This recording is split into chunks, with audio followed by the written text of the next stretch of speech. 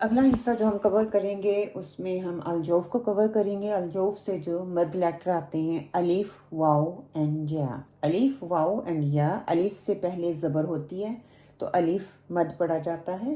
واو سے پہلے پیش ہو تو واو مدیہ پڑی جاتا ہے۔ مد کا مطلب اس کو لمبا کیا جاتا ہے۔ اور یا سے پہلے زیر ہو تو یا کو لمبا کیا جاتا ہے۔ ٹھیک ہے، ان تینوں میں اگر آپ پوزیشن دیکھیں آپ کی زبان کی بالکل نیچرل پوزیشن ہے، اور تھوڑی سی آپ کو حرکت نظر آ رہی ہے، یہ نیچر آف دا مخرج ہے۔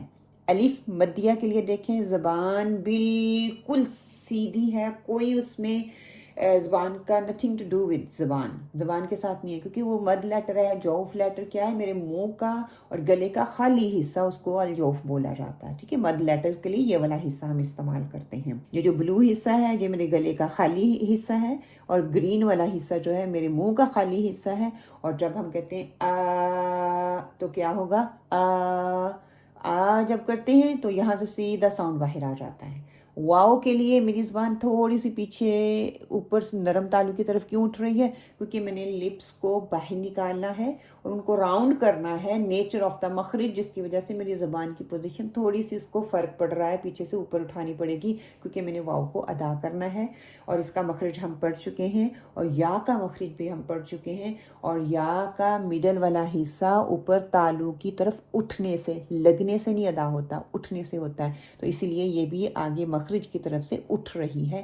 تو یہ تینوں کا کمپیریزن مد لیٹرز ہم کیسے ادا کرتے ہیں، یہ اور میرے منہ کا اور میرے گلے کا جو خالی حصہ ہے اس کو ادا کرنے سے، اس کے استعمال کرنے سے ہم ان تین لیٹر کو ادا کرتے ہیں۔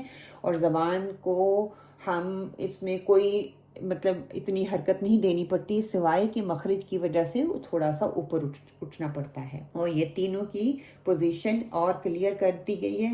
پرپل حصے کو اور آپ گرین حصے کو دیکھیں، الف مدیہ کے لیے کتنا وائڈ ہے، کتنا کھلا ہے، آرام سے نکل رہا ہے۔ واؤ کے لیے میرا پیچھے والی زبان کا تھوڑا سا حصہ اوپر کی طرف جا رہا ہے، کیونکہ مخرج نیچر آف دا مخرج، اینڈ سیم ود یا کے لیے۔ اب ہم دیکھ لیتے ہیں حلق، گلے کا حصہ، گلا جو ہے نا، وہاں سے کتنے حروف جو ہیں، کتنے گروپس ہیں ادا ہوتے ہیں۔ اس کی 3 سائٹ ہیں، 3 گروپس، تین گروپوں میں انہوں نے ڈیوائڈ کر دیا ہے، اور ہر گروپ میں 2 مخرج ہیں، تو 6 مخرج ہم ادا کریں گے گلے سے، اور 3 اس کی سائٹس ہیں، ادنی الحلق، وسط الحلق اینڈ اقصی الحلق۔ گلے کا پہلا حصہ، درمیانہ حصہ اور نیچے والا حصہ۔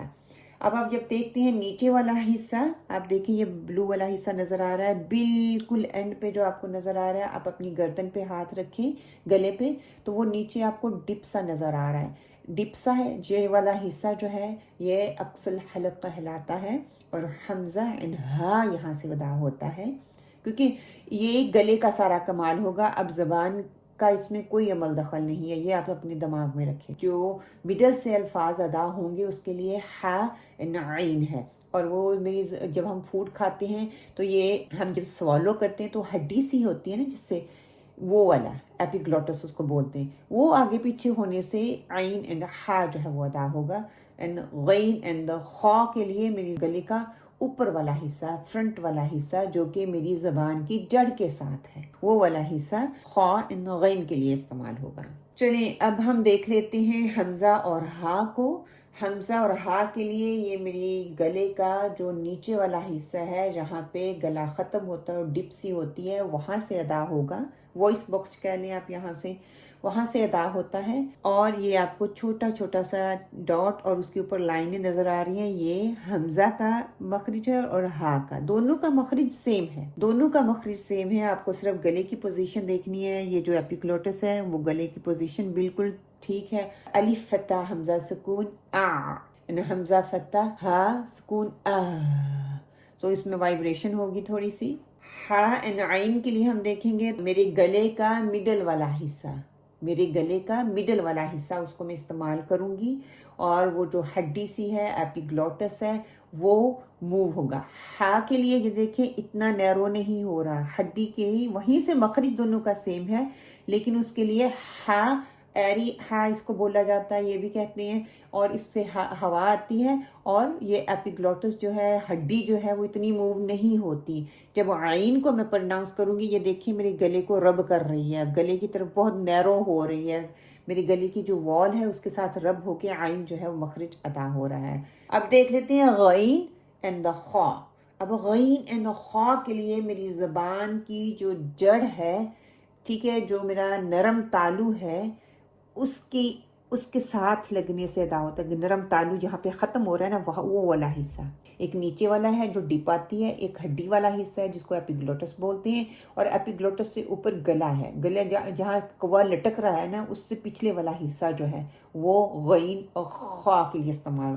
قا وہ لٹکتا ہوا کوا جو زبان منہ میں ہوتا ہے نا، اس کے ساتھ والا حصہ جو ہے وہ ہم قاف کے لیے استعمال کرتے ہیں۔ اس سے نیچے والا جو حصہ ہے وہ غین خا کے لیے استعمال ہوتا ہے۔ جب زبان میں خارش ہو رہی ہوتی ہے نا گلے میں، تو ہم کہتے ہیں کا آواز آتی ہے، وہ والا غین اور خا کے لیے استعمال ہو رہا ہے۔ غین کے لیے آپ دیکھ لیں میری وہ جو ایپیگلوٹس ہے نا، اس کے لیے دیکھو کتنا نیرو ہو رہا ہے، اور خا کے لیے بھی وہ دونوں کی پوزیشن سیم ہے، جس آپ نے زبان کی جو جڑ ہے اس کا استعمال کرنا ہے، اور میرے نرم تالو جو ہے اس کا ایج استعمال کرنا ہے دونوں کے لیے۔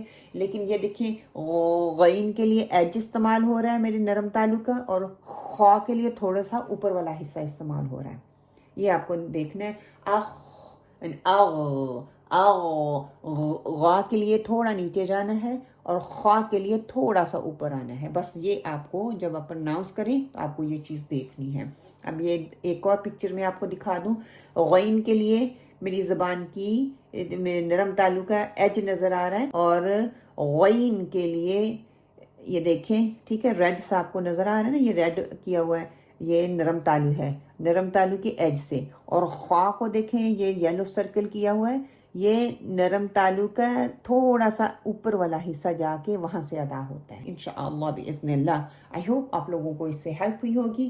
پلیز اگر آپ کو لگتا ہے کہ اس سے آپ کو ہیلپ ہو رہی ہے، سمجھ آ رہی ہے، تو اپنے تمام جاننے والوں کے ساتھ شیئر کریں، تاکہ جب وہ قرآن کو پڑھیں، قرآن کی بیوٹی ان کو سمجھ آئے۔ اللہ تعالیٰ نے مہلت دی ہوئی ہے تو اپنے قرآن کو بہتر کر سکیں اور خوبصورتی کے ساتھ قرآن کو پڑھیں، تاکہ یہ قرآن کے ساتھ گزارا ہوا وقت انشاءاللہ آخرت میں ہمارے حق میں گواہی دے گا کہ اس انسان نے پوری کوشش کی کہ جس طرح سے قرآن اترا اس کو پڑھنے کی کوشش کی، اور اس نے صبح و شام دن رات میرے ساتھ لگائے، اور وہ پریکٹس کیا کرتا تھا، بیٹھا کرتا تھا میرے ساتھ۔ انشاءاللہ یہ قبر میں پلسرات پر حساب کتاب کے یہ قرآن ہمارے لیے پھر گواہی بن جائے گا۔